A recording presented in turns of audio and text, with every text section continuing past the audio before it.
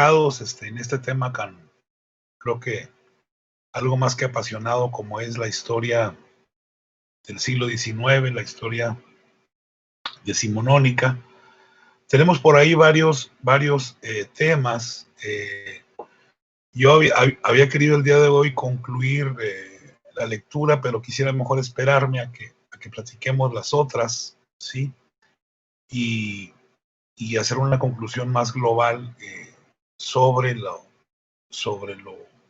que es los inicios de la independencia y esa fase importante.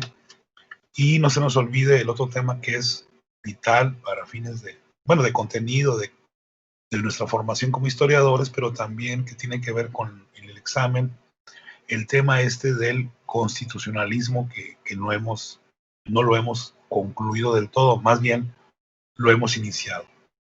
A propósito del constitucionalismo, sí quisiera que de los temas que manejaron los autores Ávila y Jáuregui, si le diéramos un poquito más de relevancia de la que le dan en el texto a lo que ha sido llamada, en pocas palabras, la Junta de Zitácuaro, donde van a destacar la figura primero de Ignacio López Rayón y después de José María Morelos y Pavón. Más que los personajes, sí quisiera que nos quedáramos con la duda, con la sospecha de por qué debe ser importante la Junta de Zitácuaro, pues si duró muy poco, al igual que pasaba con Cádiz, pues estuvo localizada en terrenos muy agrestes, muy localizables por allá de lo que ahora se llama la Tierra Caliente, allá por Michoacán, donde ahora andan por ahí el narco a todo lo que da. En ese espacio que siempre ha habido violencia, siempre ha habido movimientos sociales, es donde se va a focalizar la Junta, pero sí quisiera que desde ahorita, desde estos momentos, nos genere un poco de sospecha, de interés, de duda, por qué debe ser relevante la Junta de Zitácuaro en esto que pudiéramos llamar, y díganme si se entiende, con todo gusto lo podemos platicar con más detalle, lo que pudiera ser la segunda fase de la insurgencia. La insurgencia, acuérdense que la primera fase dura muy poco, lo cual no quiere decir que no tuvo significados importantes. Ya acuérdense que para enero del 11, la etapa que inició Hidalgo, Allende y los insurgentes, que todos sabemos quiénes son, ya ha entrado en declive, casi se ha extinguido, y la mecha, ¿no? Vamos a decirlo así, la sinergia se ha trasladado hacia otros personajes, hacia otros lugares, e incluso se va a evolucionar, por usar una palabra adecuada o inadecuada, como ustedes vean, va a sufrir algunas transformaciones importantes hasta poner en más peligro, en más riesgo, el estado de quietud, el status quo por ahí del régimen que no ha desaparecido todavía, el régimen hispánico o el imperio español, como le quieran llamar. Y entonces sí, llamar eso la atención. Por ahí no hay mucha información de videos que nos hablen. Por ahí encontré un video muy interesante que le da su lugar al tema. Es de la Sociedad de Historia Mexicana, no creen que la de por acá. Dura muy poquito, vamos a ver algo y luego regresamos para seguir platicando. Yo sé que ya quieren exponer lo de los vales, pero aguarden tantito. Vamos a ver si se ve el video. Ustedes díganme si no se ve.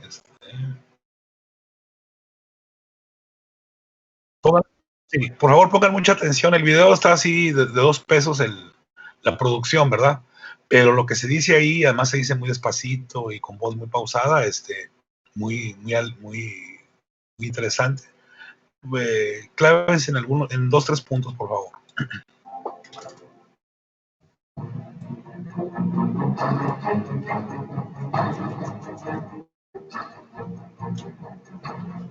Hasta hoy día no han sido verdaderamente reconocidos los grandes esfuerzos personales y nacionalistas del licenciado y general Ignacio López Rayón, impulsor de la nación mexicana, ideólogo fundamental y creador de sus primeras instituciones.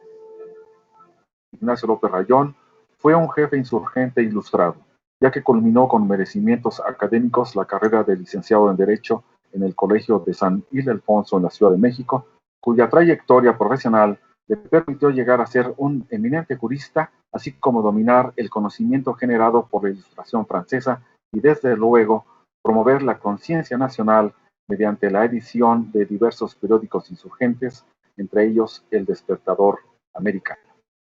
El valor y capacidad militar del licenciado Ignacio López Rayón quedó demostrada fehacientemente cuando peleó directamente en el campo de batalla del Monte de las Cruces y en los combates del Puente de Calderón. Por otra parte, su calidad de jurista le permitió identificar que para que surgiera la nueva nación mexicana, debía estructurarse primero un cuerpo colegiado de insurgentes cuya condición de emancipadores los legitimara para integrarlo, y segundo, constituir una institución que como esfera abstracta pudiera generar el consecuente acervo de leyes y albergar al nuevo marco jurídico que la nueva nación reclamaba, instalando en 1811 a la Suprema Junta Nacional Americana, también conocida como Suprema Junta Gubernativa de América o Junta de Zitácuaro, lo que indiscutiblemente representó el primer gobierno del país naciente. Dicha junta emitió el documento que denominaron Elementos Constitucionales, interpretado por algunos historiadores como el primer proyecto constitucional del Estado mexicano, constituyendo además un antecedente de los sentimientos de la nación, obra del generalísimo José María Morelos y Pavón, padre de la nación mexicana. Estos dos fundamentales documentos institucionales, Sentimientos de la Nación y Elementos Constitucionales, permitieron que se estructurara la Constitución de Apatzingán. Ignacio López Rayón había sido hombre de confianza del cura Miguel Hidalgo y Costilla y su continuador en la guerra, para lo que reorganizó al movimiento, disciplinó a las masas, repuso el armamento y municiones y proporcionó recursos de su patrimonio personal. En desafortunado momento, fue capturado y sometido a juicio hasta perder su libertad, misma que recuperó sin aceptar indultos en el lejano año de 1820, compartiendo el triunfo independentista y viendo cumplido su sueño de ver nacer la nueva nación que vislumbró. La patria tiene una gran deuda histórica con el licenciado Ignacio López Rayón. Se encuentra pendiente cumplir la propuesta formal para que el Congreso de la Unión lo declare benemérito de la patria y que sus cenizas sean trasladadas al recinto patrio, la columna de la Independencia. Actos que harán justicia a la memoria de uno de los héroes más leales de la insurgencia mexicana.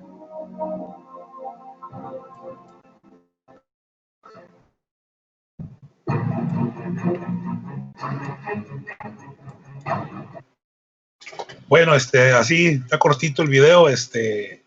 Obviamente el enfoque que le quieren dar los productores, pues no es necesariamente el que a nosotros nos interesa. Sobre todo lo puntual y que ya se nos quede grabado es que esta Junta de Zitácuaro pues va a representar el primer órgano político que va a emerger propiamente de la insurgencia, y además la redacción de nuestros primeros documentos políticos. Por eso la discusión si nuestro documento es la Constitución de Cádiz, que va a ser un año después, o este tipo de textos que van a irse metamorfoseando, como ya lo dijo el colega por ahí, en Los Sentimientos de la Nación, que es el antecedente, vamos a decirlo así, conceptual de lo que va a ser, y que lo vamos a ver por ahí en una sesión, el famoso Congreso de Chilpancingo, ¿no? Que es casi el germen de nuestra primera Constitución. Vuelvo a confundirlos más, o es esa o es la de Cádiz. Entonces ahí vamos a ver qué dicen luego los abogados convertidos a historiadores, porque acuérdense que mucha gente está participando en los dos frentes, ¿verdad? Por ahí los asocianistas, o por ahí como se les llama, pero eso lo vamos a ver más adelante. Bueno, parecería entonces que nuestra clase está tratando de desterrar o de darle su lugar a personajes que luego la historia no lo registra, más bien que no están registrados en el imaginario, están en la memoria, pero quién sabe si por ahí es en el imaginario. Entonces, las lecturas que les encargué no fue con el fin de ampliar por ampliar los temas, eh, incluso ni siquiera para reforzar contenidos, sino más bien es para que como historiadores no nos vayamos con las fintas por ahí y que pensemos que la independencia es un fenómeno estrictamente ideológico y político. Creo que en la memoria y en el propio imaginario vemos que eso sería como que la independencia fue por las condiciones que prevalecían en la vida social y porque el cura se le ocurrió declararlo, porque era una persona muy bondadosa y muy visionaria.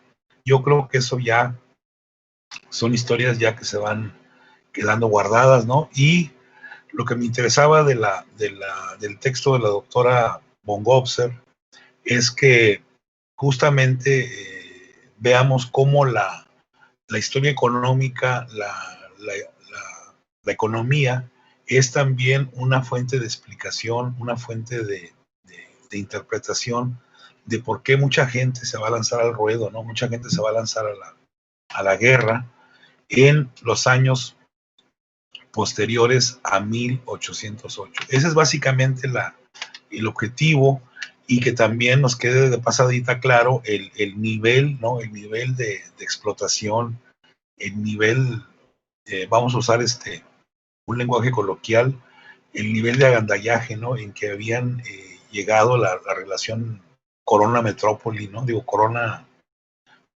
Metrópoli-Colonias, perdón. Y ese es un valor agregado que tiene la lectura de la historiadora Gisela.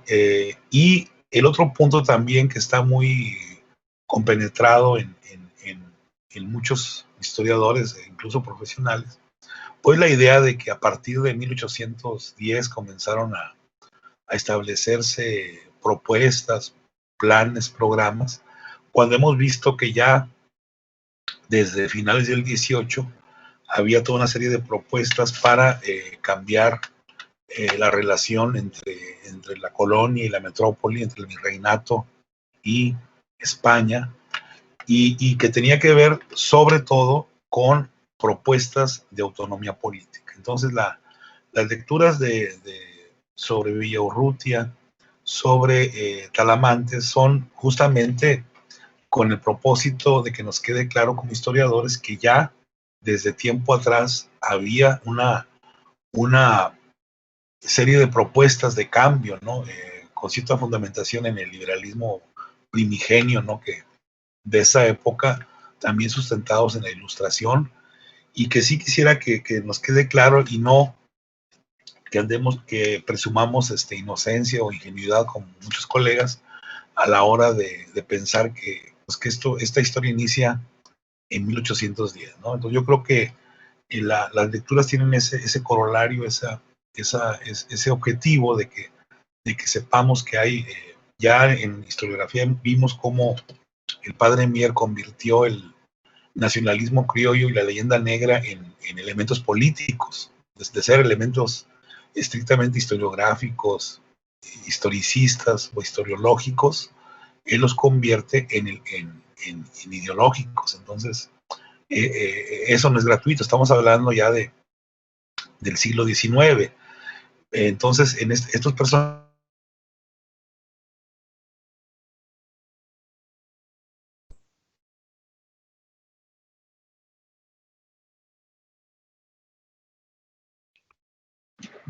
Profesor, se dejó de escuchar. Ya no lo escuchamos, profesor.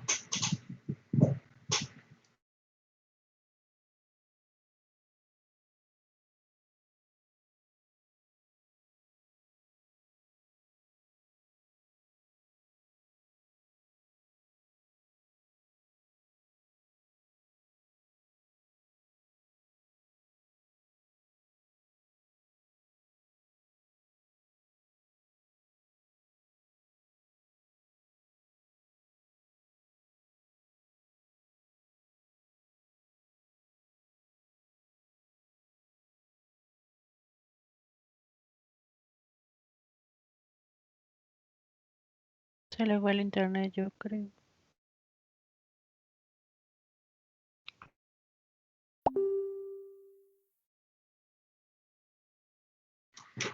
Sí, se me hace que sí, porque ya se salió la llamada. Ujú. Oye, ¿no tiene que grabar? Ah, sí, cierto. Bueno, ahorita le decimos. Bueno, compañeros, ya desayunaron. Yo no, caray.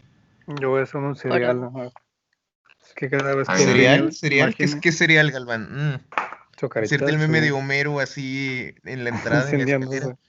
Cornflakes o Choco Crispies, Fruit Loops o O no Zucaritas. sé. Zucaritas. Ajá.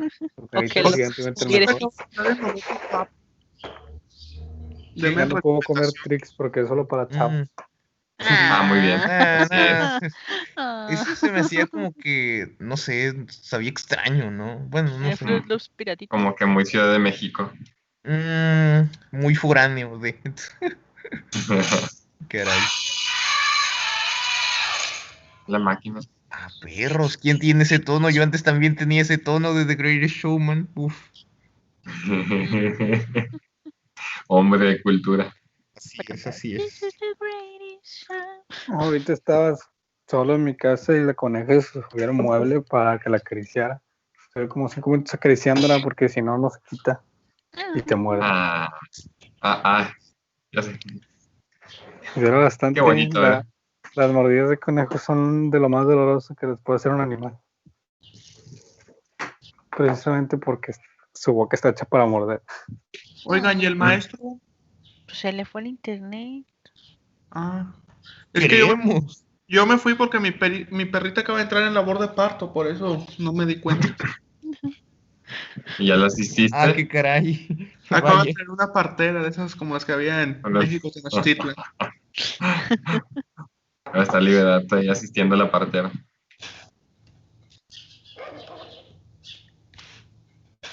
Dale raíz de maíz. Acuérdate que tenía propiedades medicinales Qué menso. de la milpa. Casi todo el maíz tenía propiedades medicinales. De hecho, Lo saben explotar muy bien. Te cura el hambre bien chido. ándale. Muy buena. Oigan, ¿y dónde cayó el meteorito? Que estoy viendo apenas que hay mucho En escándalo. en redes. Tamaulipas, pero pasó Dijeron que por en los Hidalgo. Ramones. Es que vi que puso una chava de Saltillo, hasta acá se sintió el meteorito. Dije, válgame, pues. Pero no es un meteorito, no fue un Es meteorito. un bólido. Sí, es un bólido.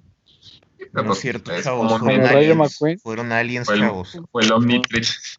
No digan fake news, Como- por favor. Como la O sea, frase de Rayo McQueen, volar ¡Cuchao! como bólido, o el cohete, no sé qué, atacar como bólido, No, volar con pero el fue el cohete, atacar como bólido. Gracias. ¡Cuchao! Muy buena cita bibliográfica. Así es. Oigan, ¿y esta sesión se está grabando? No, está bien. Tranquilo. Puedes decir cosas de Hidalgo. Sí, afortunadamente no.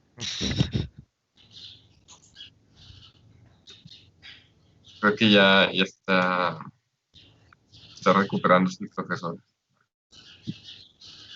Y ya parece como conectado. A lo mejor ahorita se conecta. Es que cayó otro meteorito, se me hace. Ay, voy a ver clases, van a dar clases en Moderna. A ver con qué pregunta le salen los de tercero hoy al profe Mo. Ay, no, por favor. Hay de todo un poco.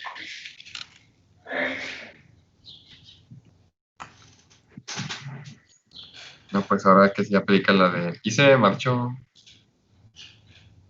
Se marcó, sí. Es un menso. Se marchó. ¿No te la sabes, güey? Gente, no se duerman a las 3 de la mañana, gente, no es sano. No, pero mire, me ofrezco como una lechuga. No es cierto, como de quedar dormido en Moderna. Solo Voy a si hacer una vienes alarma. de un 15 años. O de una boda. ¿Mm? Solo si vienes de un 15 años. milagro, pero si me pongo lo hago, si tengo que más alto, si no me callo. La máquina.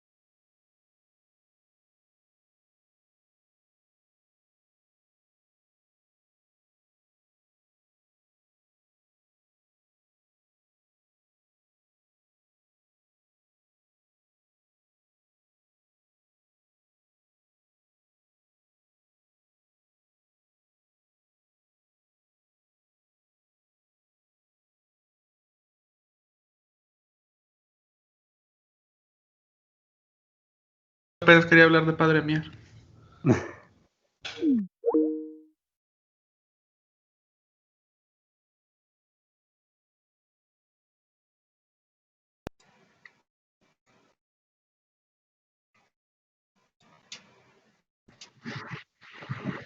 Bueno, íbamos muy bien, ¿no? Sí, Ya, de hecho, apenas les iba a comentar, bueno, vamos en lo que se incorporan los compañeros, desde la semana pasada han estado los comentarios por ahí de los demás profesores de que de repente se salen, los sacan y pensé que era un problema ajeno a un servidor. Bueno, ya algo sucedió. Qué pena.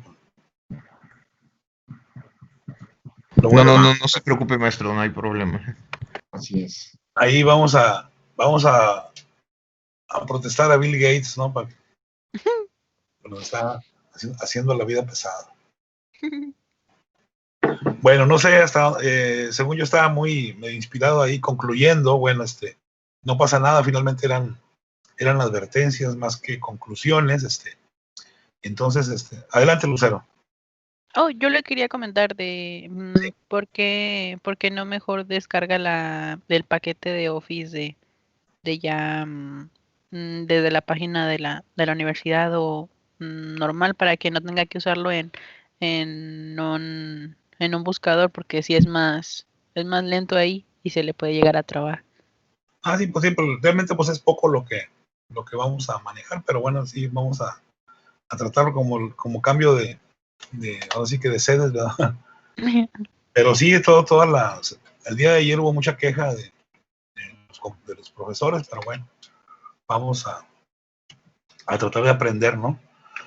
Gracias, Lucero. No sé hasta dónde llegamos, estábamos no sé si quedó entendible esto de que la Junta de Zitácuaro, lo que es importante que la vayamos considerando, y todo lo que deriva de eso. No sé si se alcanza a escuchar, creo que más o menos sí, porque vi de repente que se apagó todo ya cuando estaba cambiando de tema.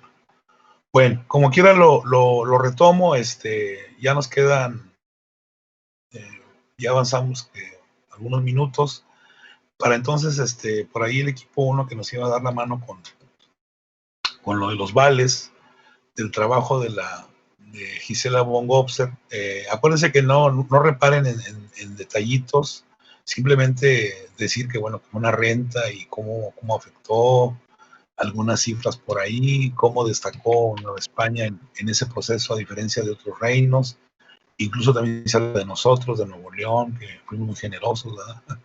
No sé, más o menos esos temas así, y luego que escuchamos al otro equipo. No tienen que ser necesariamente los 3 o 4, pueden ser 1 o 2 representantes por equipo, para que avancemos entonces con el tema de la renta, ¿sí? Adelante por ahí, equipo 1. A mí sí me gustó cómo fue mencionando ya a lo largo de la lectura, bueno, del equipo 1, pero ya como iba mencionando cada estadística sin que fuera tediosa, y creo que es mejor que lo muestre así ya con una gráfica tan explícita. Y no sabía que ya se había tenido ya como una falta de crédito, y no.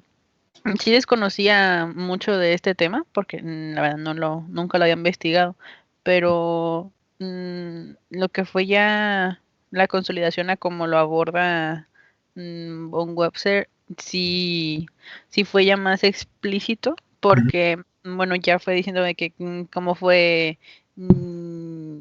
hablando cada sector, y en sí el cómo fue afectando ya fue más de conocimiento, pero ya el cómo ver que los indios también aportaron hacia lo que fue Nueva España.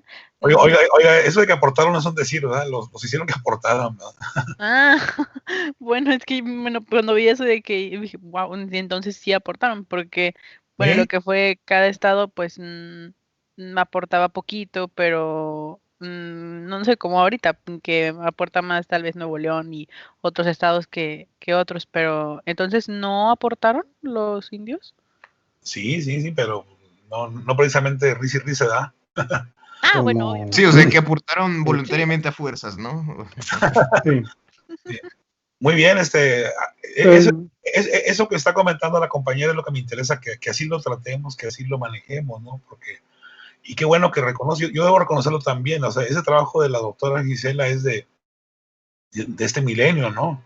No es un trabajo, y que que además acuérdense que el concepto en sí mismo es un fraude, porque no, el significado de esa carga fiscal no es lo que en realidad fue, o sea, no se traduce en lo que realmente fue, sino que era una contribución velada, manoseada, vamos a decirlo así, directamente por el monarca a través de una oficina que se establecieron en los reinos. No sé, muy bien, antes de escuchar a los compañeros, no sé si queda terminar. Muy No, bien. bueno, bueno, solamente eso, que sí fue ya más explícito y ver cómo ya cada importante cantidad bueno, de economía no hispana ya en cada sector, sí fue viéndose más como que en la iglesia y eso. Sí fue bonito verlo, pero sí estuvo muy padre la lectura. Sí, la doctora, bueno, tuve el gusto por ahí conocerla hace muchos años, una persona que además expone muy padre, muy ágil, aunque ella su especialidad es la colonia, pues sí supo sacar bien esto, que bueno, que es un tema también colonial, postcolonial más bien. Creo que es muy interesante y cómo la corona en su desesperación, vamos a decirlo así, ¿cómo les iba a decir? Exageró pues la nota, ¿no? Y hubo apropiación de bienes, de recursos, sobre todo acuérdense que así como hablábamos la clase pasada de las logias masónicas, dijimos que las logias masónicas fueron los primeros prepartidos o partidos que hubo en la sociedad occidental, ¿no? En el mundo occidentalizado. Los bancos pues no existían como tales en la mayoría de los países, quizás allá en Holanda, por allá había algunos antecedentes. El único banco que teníamos acá era la iglesia, que daba préstamos, que daba créditos, y justamente por eso le echan el ojo luego los Borbones, así como luego le van a echar el ojo los liberales, que ya sabrán más o menos quiénes son, desde 1835, no crean que no le echen la culpa a Juárez, ¿no? Ya desde antes los liberales se habían lanzado contra la iglesia. Muy bien, ahora sí, José Galván, adelante.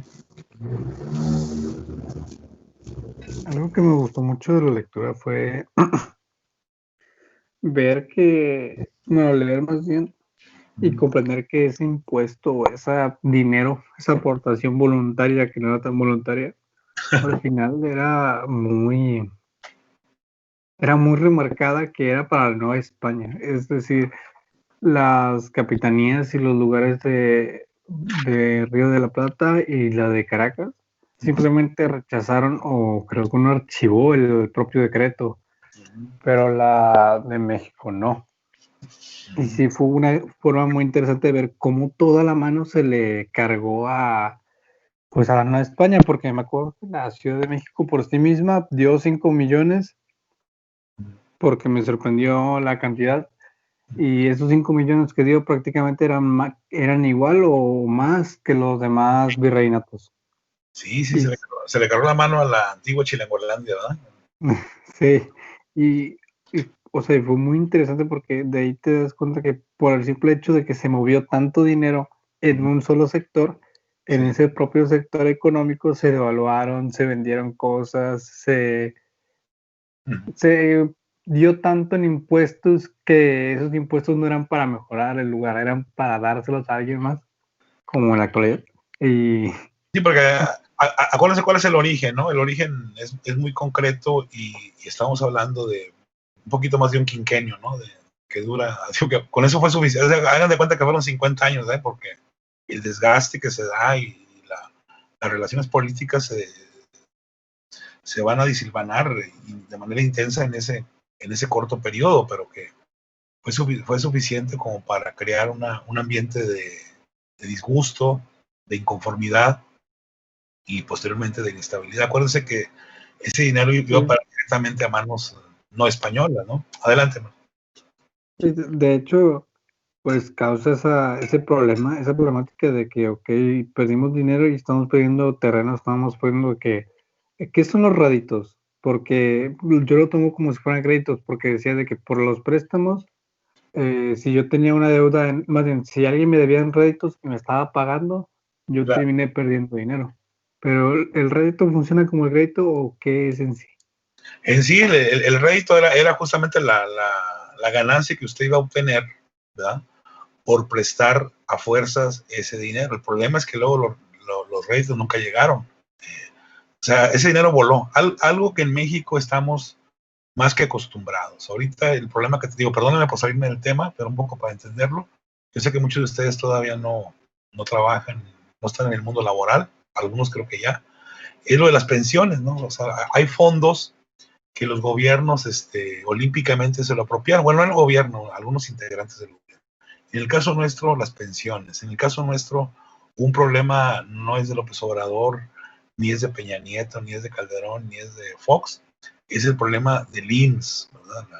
La gente va a comenzar ahora a asegurar. Todos los que guardaron su dinero hace 30, 40 años van a comenzar a jubilarse, a pensionarse, y el problema es de dónde van a salir los recursos, porque ya alguien por ahí los disipó, por no decir más feo. Algo parecido, Ricardo, es esto que va a pasar, decir, bueno, te voy a quitar 100 pesos, pero mira, dentro de 2 meses te voy a dar 20 pesos. Entonces, si eran 1000, pues te voy a dar 200. Un poco de porcentaje, se variaba entre el 6 y el 8%.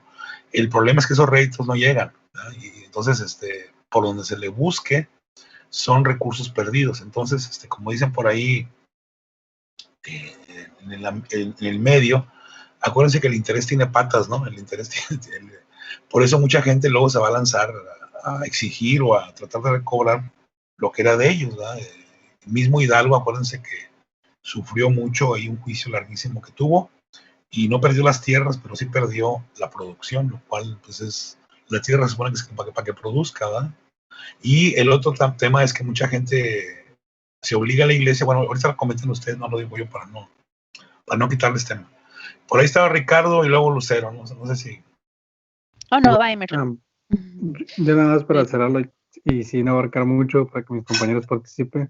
Sí. También, pues la molestia era muy obvia por el dinero, pero en parte era porque ese dinero terminó yendo a manos en un lugar que no me acuerdo bien el año, mala mía, no sé, tiempo después, o ya estaba siendo conquistado por los franceses. Entonces era como que ese dinero va a ir a parar directo al rey. Ese dinero era para suplir una serie de no sé si alguien lo quiere platicar por ahí. Ese dinero era para suplir por contribución, colaboración de España. No, ok.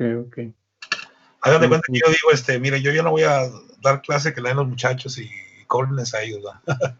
Algo, digo, un poco poniendo, no sé si por ahí alguien lo quiera comentar, digo, para no quitarles, bueno. Muy bien, entonces ahora sí, por ahí Lucero, y luego hay Díaz por ahí también está pidiendo. Adelante. Va primero Emerson, perdón. Ahí Emerson también estaba por ahí. Gracias.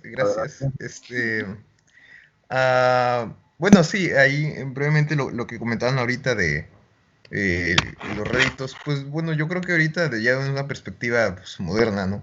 De nuestros tiempos, pues podemos verlo como una especie de interés, ¿no? Como unos intereses, pero pues bajo estas circunstancias, ¿no? Que estamos comentando que pues, fueron voluntarios, ¿no? Obviamente, bueno, los préstamos fueron voluntarios y obviamente estos réditos fueron pues no sé, como un acto de misericordia por parte de la corona, ¿no? Para no dejar a estos organismos que aportaban estas cantidades pues, sin nada, ¿no? Y era para disfrazarlo, sobre todo. Claro. Para disfrazar el agandallaje, ¿no? Sí. Porque hasta las viudas, los niños pobres, claro. O sea, como dijo la compañera ahorita, hasta los grupos indígenas también colaboraron, ¿verdad? Adelante. Sí, entonces, Bueno, con respecto a lo que acaba de mencionar Galván sobre el apoyo, a qué se destinaban esos apoyos, pues sí nos menciona por ahí la autora un poco sobre que el móvil principal para estos vales fue pues una relación con Napoleón, ¿no? Una relación con Francia. Iba a ser dinero que pues, se iba a necesitar posteriormente porque había por ahí una especie de acuerdo económico. Entonces, bueno, yo creo que ya entrando un poquito más a... Bueno, tal vez, no sé si algunos compañeros estén medio perdidos por lo que estamos comentando porque, bueno, no todos revisaron la lectura, asumo que nada más nosotros, el equipo 1 y 2, la revisamos. Entonces, igual de ahí para los demás, pues valdría la pena que comentáramos un poquito lo más básico, ¿no? Que es que en qué consisten estos vales.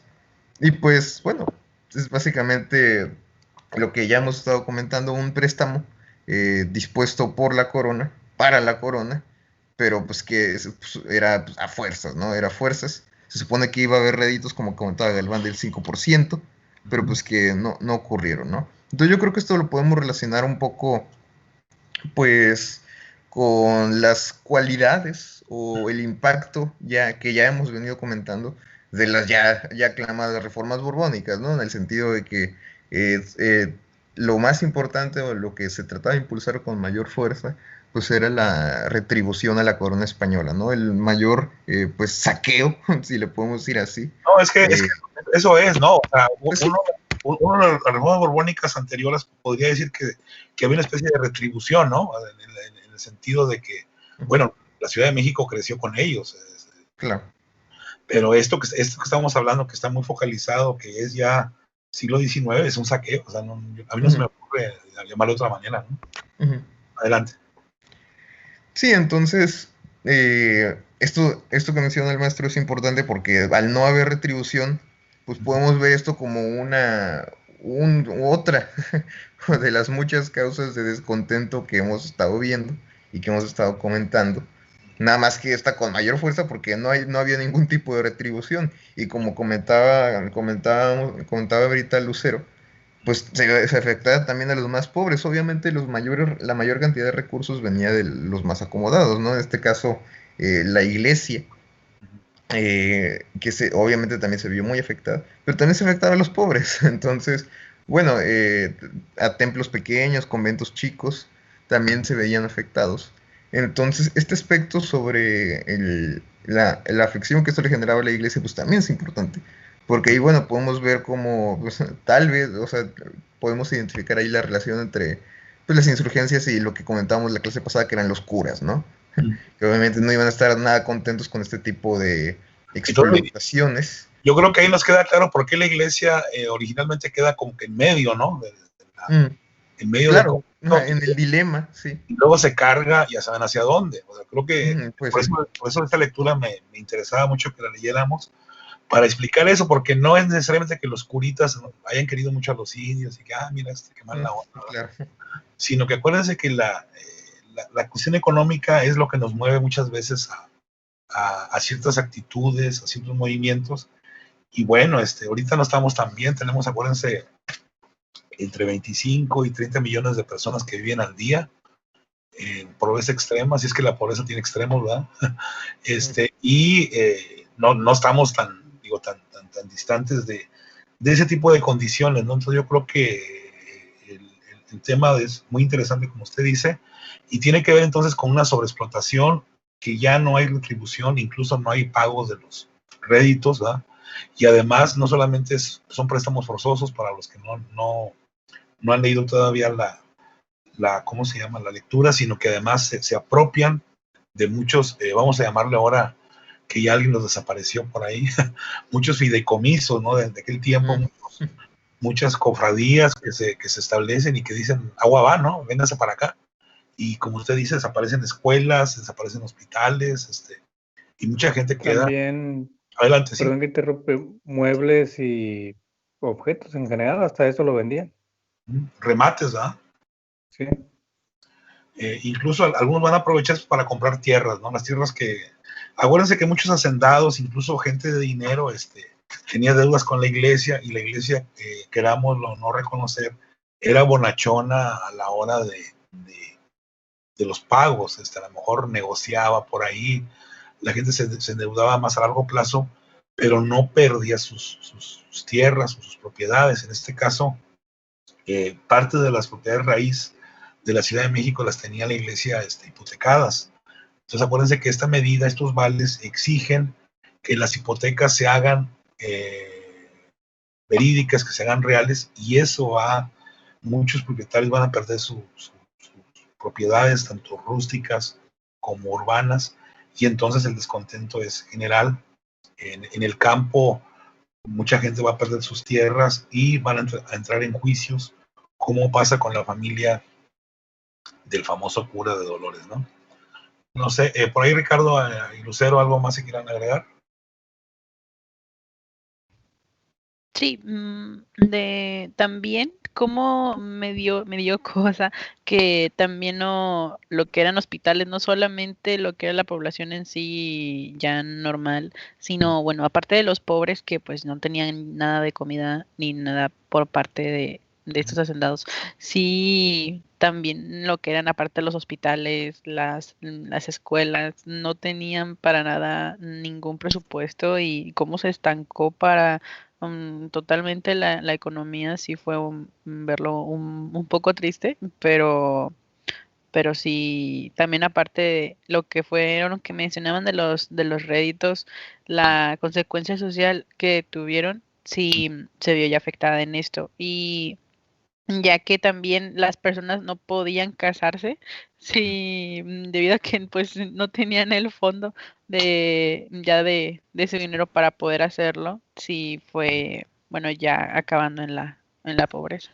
Sí, porque la gente, todos los fondos de matrimonios, de viudas, de huérfanos, acuérdense que lo depositaban en la iglesia, y la iglesia lo que hacía es que ese dinero lo prestaba, ¿no? Para incrementarlo, lo cual, visto en un sentido productivo, pues estaba bien, ¿no? El problema es que esos recursos se los van a apropiar la corona, incluso recursos tan sagrados como las indulgencias, ¿no? Todo el mundo, acuérdense, cuando se muere no quiere ir al infierno, entonces paga porque en algún obispado, arzobispado, en el propio estado pontificio, se le den misas, ¿no? Para que el alma descanse y se purifique, pues, y para eso hay que pagar. Bueno, también esos pagos de bautizos, diezmos, todo eso va a parar allá con Napoleón por allá, ¿no? Entonces, yo creo que eso desgastó mucho la relación Corona-Metrópoli y pues digo, estamos hablando ya de casos extremos, ¿no? Ya, adelante, Lucero. Sí, cómo le daban el crédito a toda la institución eclesiástica, sí, fue muy, ¿cómo decirlo? Muy injusto. Pero, o sea, como la gente sí confiaba en ellos, pero ellos solamente pensaban en darle eso a la corona. Que de hecho, pues todos estos personajes que se prestan a este mecanismo, que son españoles y quizás uno que otro criollo, es a los que se va a referir Hidalgo por ahí cuando habla de los gachupines, ¿no? Esos son realmente los que están chupando la sangre de los americanos, ¿verdad? De los criollos, de los indígenas, incluso de los propios españoles ricos que también están sufriendo. Pues parecería que esto de los vales pues fue un mecanismo muy democrático, ¿no? Que todo el mundo, nadie quedó marginado de él y todo el mundo lo sufrió en carne propia. Y pues imagínense que duró un poquito, ¿no? Digo, si lo consideramos como otros impuestos, que fue una carga especial, se supone, yo creo que eso fue bueno, desde mi muy pobre punto de vista, yo creo que fue la gota que derramó el vaso para que se pasara lo que pasó después del 1808, ¿no? Es mi punto de vista, no sé ustedes que ustedes pueden pensar diferente, ¿no? Adelante. Yo creo que Ricardo iba a mencionar algo. Adelante, Ricardo. Pues también, es que se estoy mencionando mucho, pero es que la iglesia circuló bastante bastante en general de dinero para los que leyeron o no leyeron, no importa.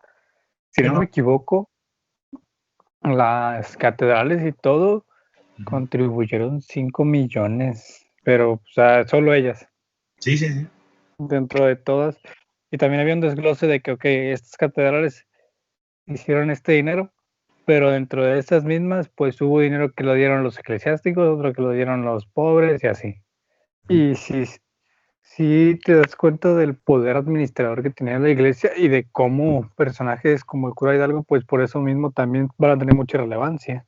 Pues sí. Ellos son gente que todos los domingos habla con las personas, que conocen a todos en la localidad y que aparte sabe, digámoslo así, el sentir de que no tiene dinero, pues por eso no es extraño que al principio muchos, pues José María y Miguel Hidalgo, pues hayan sido quienes hayan liderado los movimientos. Sí, porque incluso según la chismografía, el hermano de Hidalgo se vuelve loco, ¿no?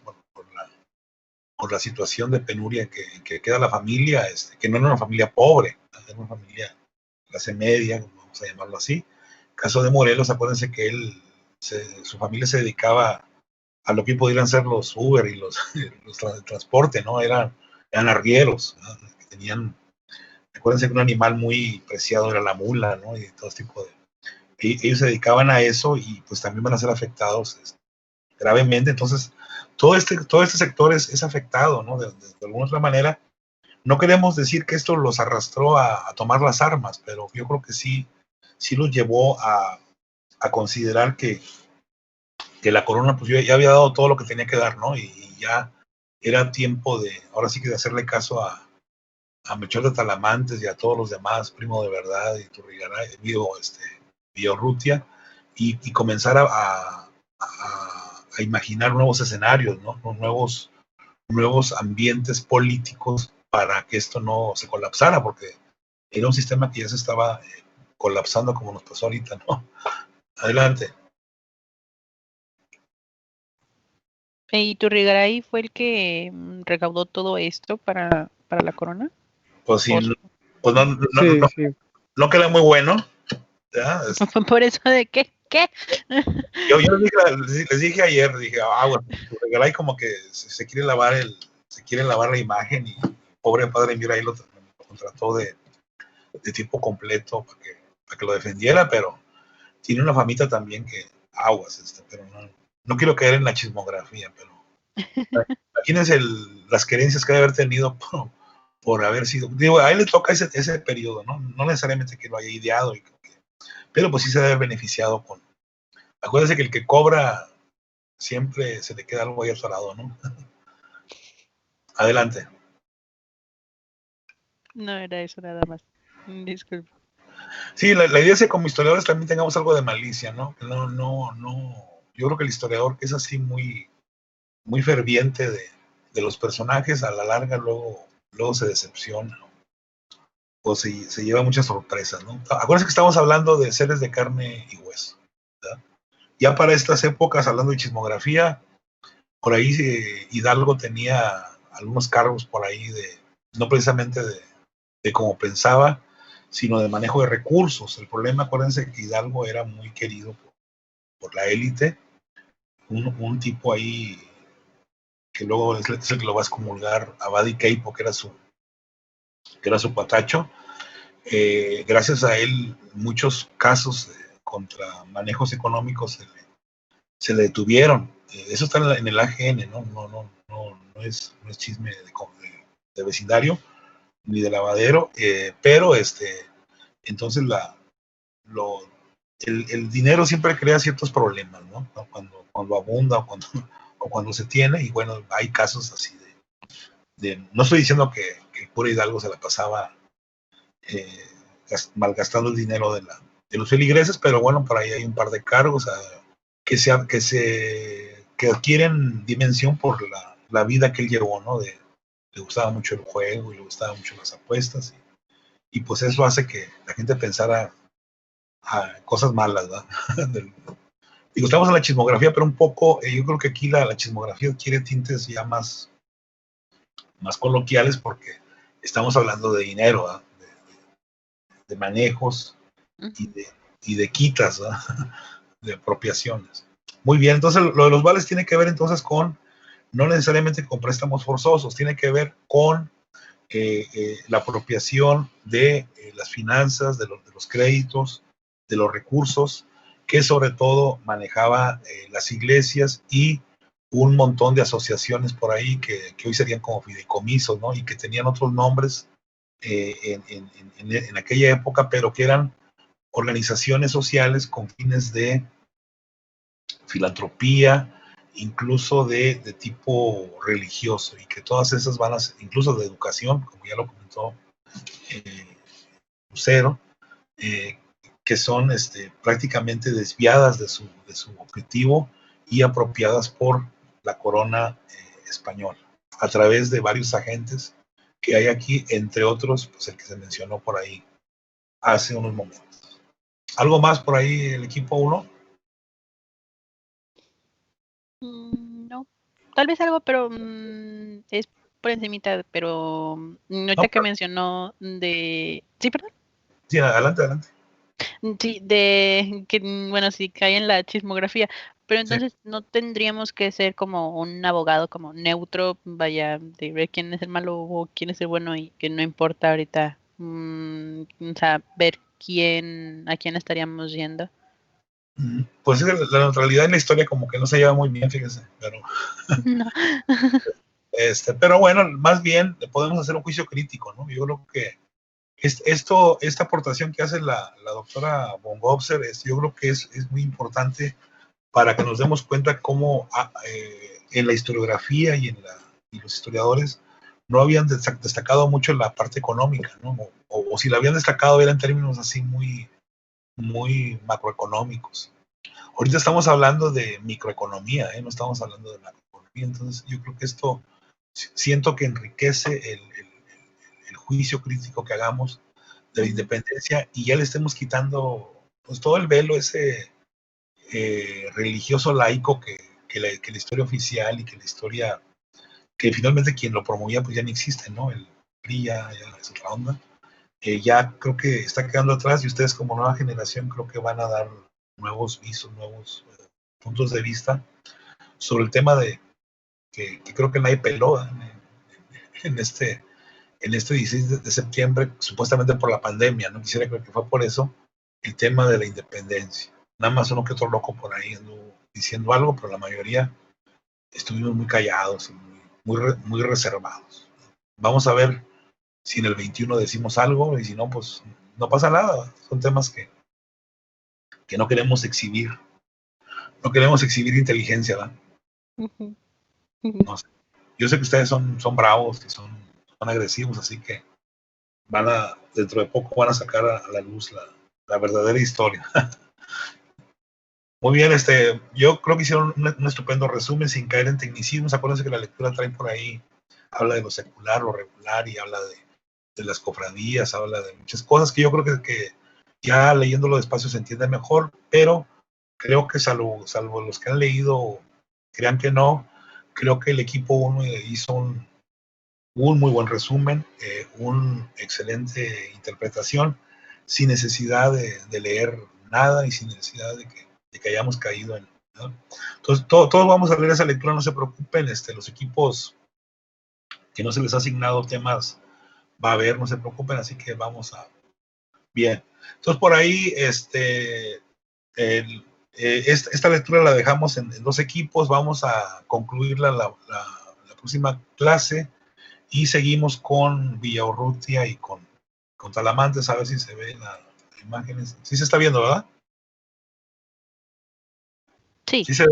Bueno, entonces vamos a terminar los equipos, para los compañeros que faltaron por ahí de comentar algo, lo de von Gobser, y vamos a seguir con Pampillo, lo del Congreso Nacional, que esto también ya es también para cortarle esa idea de que hasta la época de Hidalgo no sabíamos qué onda. Yo creo que ya se sabía. Acuérdense que el propio Hidalgo tenía en claro ya crear un congreso. El problema es que el pobre señor pues le cortaron la cabeza, ¿verdad? No lo dejaron avanzar. Y acá le dimos mate en el norte. Los norteños somos bien democráticos y bien buena onda. Entonces acá detuvimos la independencia. Y luego también vi Urrutia, que es, me interesa ahí sobre todo que nos quede claro que la idea de independencia, la idea de separación, es una especie de virus, hablando de coronavirus, ¿no? Es algo que se diluye por todo el hemisferio, por todo el continente, y que quizás el que ha corrido con fama ahí es Bolívar, ¿verdad? Pero Bolívar ya para estos años apenas anda haciendo sus pininos, y hay toda una serie de personajes que ya hablan, tanto en España como en América, de una especie de autonomía, de una especie de separación, de una especie de